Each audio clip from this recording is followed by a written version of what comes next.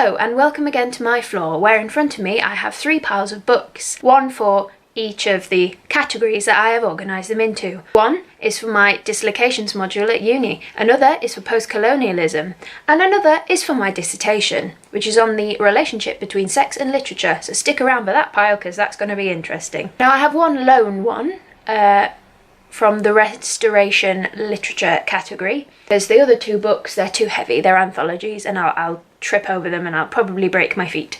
So I've left them on the shelf. My reason for having all my books on my floor is that I like a tidy room. I can't put these books away until I've read them, encouraging me to read them on time for uni. The first one is Milton's Paradise Lost. Paradise Lost is an epic poem about the fall of man and fall of Satan. There's a lot of stuff in there.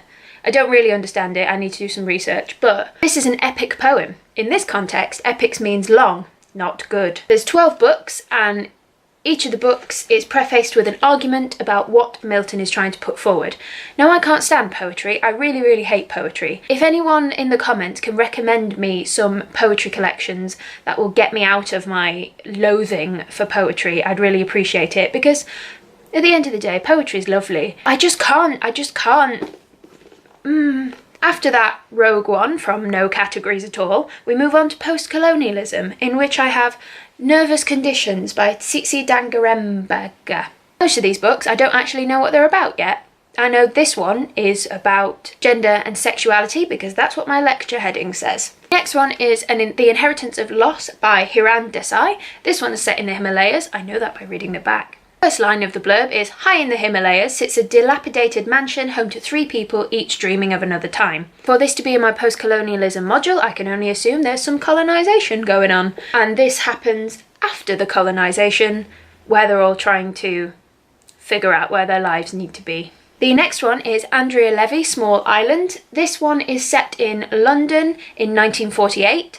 And Jeannie Bly's neighbours are not happy when she takes in some Jamaican lodgers. Now, London, 1948, I can imagine there's going to be lots of racism in here. It's about a country putting itself back together and making room for new people and ideas. On to dislocations module. Now, I've absolutely no idea what dislocations means or what this module really entails. I've been going to all the lectures, but fuck, I have no idea. The first one is The Woman in Black by Susan Hill. This one is one of my favourite books. I love it. It's really chilling. I need to read it again though because I can't remember what happens. I remember what happens, I just don't remember the exact details, and it's the exact details I need to talk about. Also, just take a moment in time to realise, just Daniel Radcliffe, just have a look. It's quite nice. Got a beard in this. Next one is a poetry collection by Tony Harrison. It's called V. I found this hilarious anyway because Tony Harrison is that squid head thing in The Mighty Boosh that says things are an outrage a lot, which I thought was just hysterical. Anyway, I picked it up, I was like, Tony Harrison.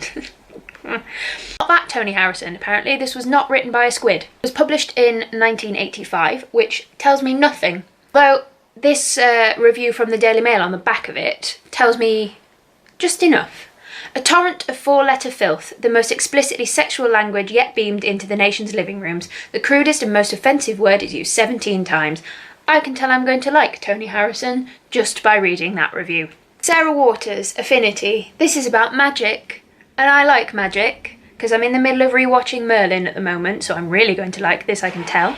It says, from the dark heart of a Victorian prison, disgraced spiritualist Selina Dawes weaves an enigmatic spell. Is she a fraud or a prodigy?